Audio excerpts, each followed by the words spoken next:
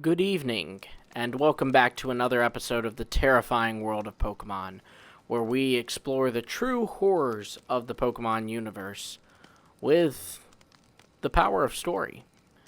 Though, I suppose today's episode should really be called the terrifying multiverse of Pokemon, as we've seen the multiverse, or multiple different universes parallel to each other, exist in the Pokemon world. In these universes, things can go completely different. People's lives are completely different. Characters that you know and love, completely different. Some may not even exist in these universes, or be different genders, or have different Pokemon, etc., etc. That's the thing about the multiverse, it is truly limitless.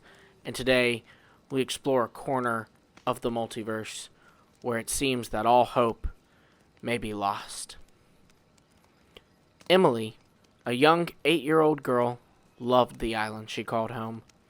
The people were friendly.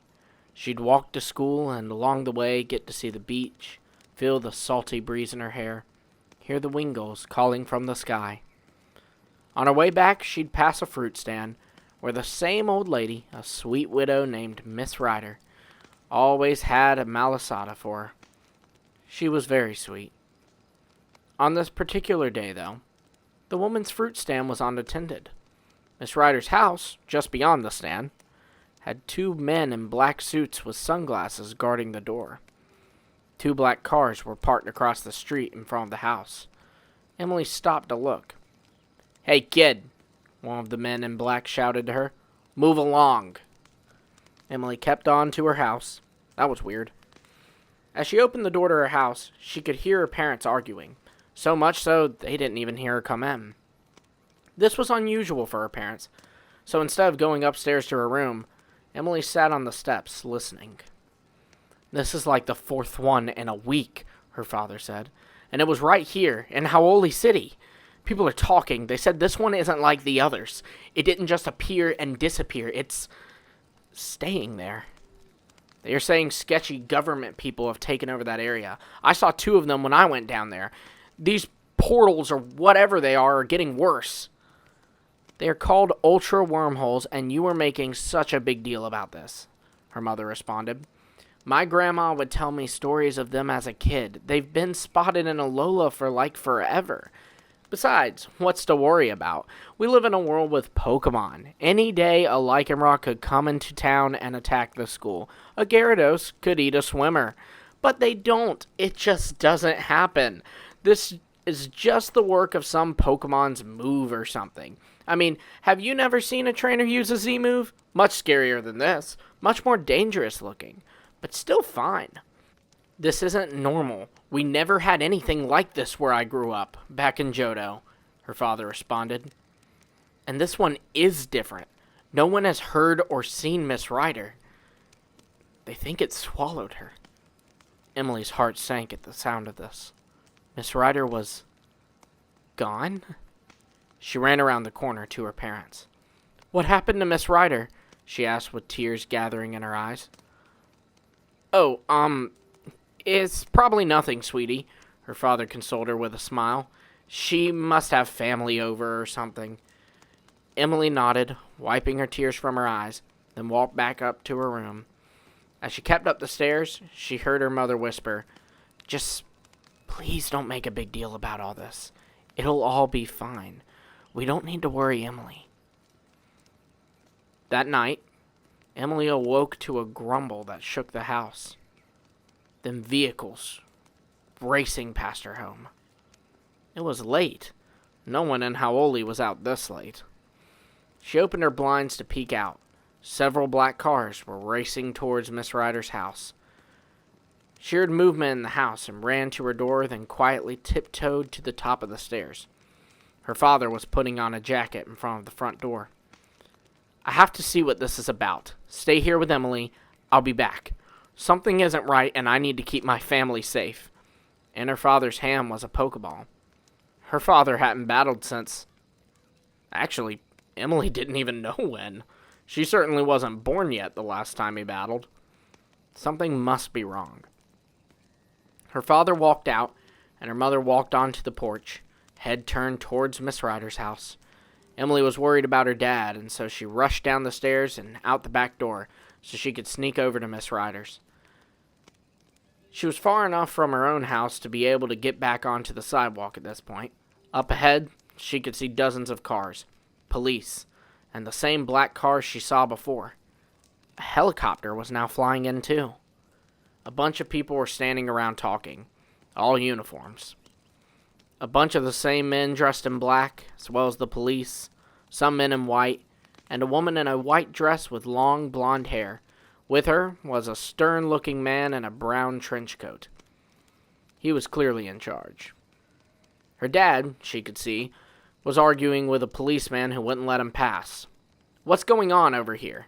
said the man in the trench coat, approaching the cop and Emily's father. "This guy won't leave," said the cop, who sounded exhausted. "Look, you have to understand," her father piped up. "I have a family here, a wife and a daughter. Please, I need to know what's going on." The man in the trench coat looked down, then looked back up to Emily's father. "There's an ultra wormhole right over there, you see?" gesturing towards Miss Ryder's house. Emily couldn't see as the department store was blocking the home from her perspective. "Of course I see it. It's massive," her father said, now exhausted. "Well, it's growing," responded the man. "But it's okay. A Pokemon is just trying to get through. But when it does, we will catch it. We have before, several times. And this time," he pulled out of his pocket something. Emily couldn't see what it was from where she was standing. Her father gasped. Master Ball.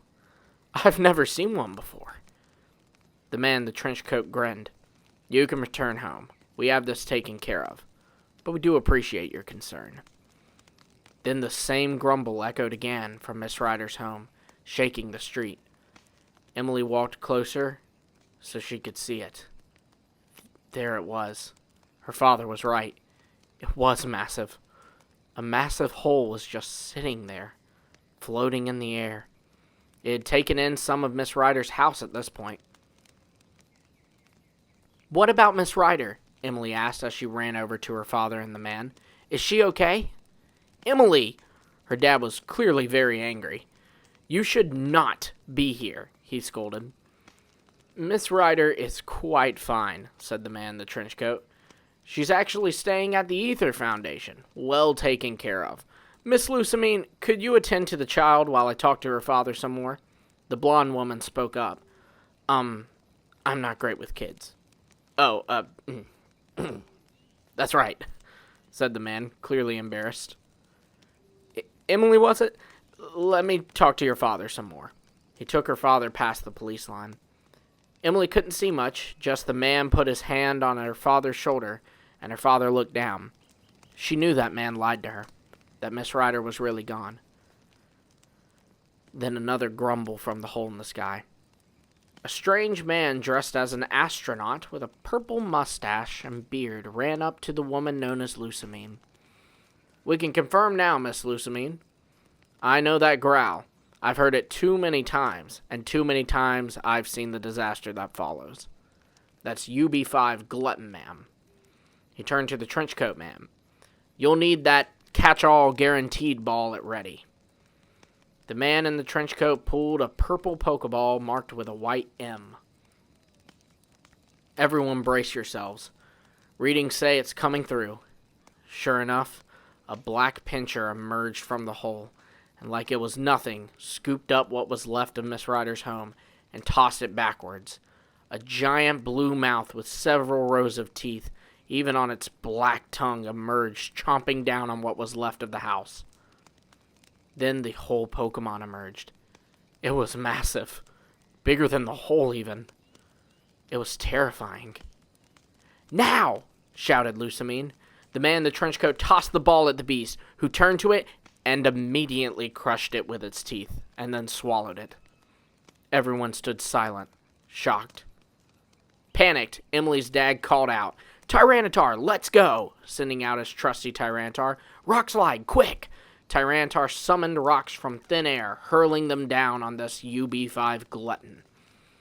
It looked up at the stones and swallowed them whole as well. Then it turned towards Emily's father and his Tyranitar, and launched an attack. Hammer Arm, if Emily wasn't mistaken. It was an immediate knockout. Emily's dad recalled his Pokemon, then closed his eyes, bracing to be swallowed whole by UB5 Glutton. "Wait!" Emily screamed. She ran in front of her father, arms stretched out. "Please, don't hurt my father, Mr. Glutton. Please." The beast paused, staring at Emily in the eye, then turned to the surrounding men and began attacking, eating anything in its path. The cars, the tech, the men. Emily felt a tug on her arm. It was the trenchcoat man. "Come on," he yelled to her and her father. "We have to get out of here." He ran with them to the helicopter, where Lusamine was already waiting. UB5 Glutton now turning towards the street, eating up buildings, already taking a giant chunk out of the department store. In the pilot seat was a strange man with green goggles. "Hurry!" he called as Lusamine, the trenchcoat man, Emily, and her father piled into the helicopter. Everyone turned back as UB5 began making its way even more through the city. "My wife!" cried Emily's father. "We have to go back for my wife!" "There's no time," replied Lusamine. "If we do that, we risk losing all of us, including your daughter. And trust me, if you think losing your spouse is hard, you do not want to lose your children too." Emily could tell that the lady seemed to have some kind of experience with this. The helicopter took off. In the distance, lit by moonlight, was a strange yellow Pokemon gliding down towards Howoli City. "Tapu Koko," said her father, with a glimmer of hope in his voice. "The guardian deity has come to fight. He's our only chance now," said the trenchcoat man. "Get us out of here, Faba." "Right," replied the man piloting the helicopter, and they took off. By the time they arrived at the base, a floating island called Ether Paradise, Emily had fallen asleep, exhausted from all that had happened. When she woke up, she was in a bed in a white room. Her father was next to her in a chair, visibly upset. "Dad," she began, "is Mom all right? Did Tapu Koko save her?" Her dad began to sob. The trenchcoat man walked in. "You need to know the truth." He pulled out a remote, clicking a button, and on the TV appeared the ruins of Howoli City, with UB5 Glutton chomping down on buildings still, Tapu Koko nowhere in sight. "He lost," said the man. "But I saw something out there. It reminded me of trainers I've come across in the past. You made, somehow, a connection to UB5 Glutton, or what was it you called it? Mr. Glutton? It stopped in its tracks. Something it hasn't done since, mind you. You're a few years younger than the normal age of a Pokemon trainer, but you may be our only hope. Mele Mele has fallen, but maybe, just maybe, we can save the rest of Alola. Perhaps even the entire world. You won't be going alone, though. Miss Lusamine had a project. They deemed it a failure, but it may be time to put it to the test again." He held his hand out, and in it was a Pokeball. "In this Pokeball is a project designed to kill Ultra Beasts, extra-dimensional creatures like our new adversary, Mr. Glutton. The project is called Type Null. It should be of great use in getting you to Mr. Glutton, after training with it here, of course, for the appropriate amount of time. And it should be able to protect you should that moment with Mr. Glutton be meaningless."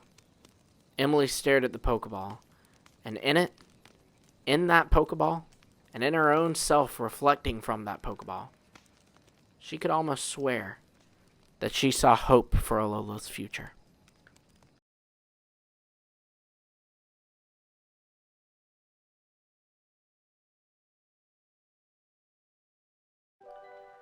I hope you were all able to make it through that terrifying story. I know that it isn't exactly the most closed ending that one will want, but that's kind of the thing about some stories. We don't really get an end, do we? It's kind of left to our own interpretation. Did Emily make it? Was she able to use this new Type Null Pokemon to defeat Mr. Glutton once and for all? Or was the city laid to waste? and then the island, and then the other islands, and then the world. Well, that's up for you to decide. The Pokemon world is truly terrifying, as I'm sure you've seen from these last few episodes. I thank you so much for watching this series. This was so fun to make, and hopefully it's something we get to do more of come Halloween next year.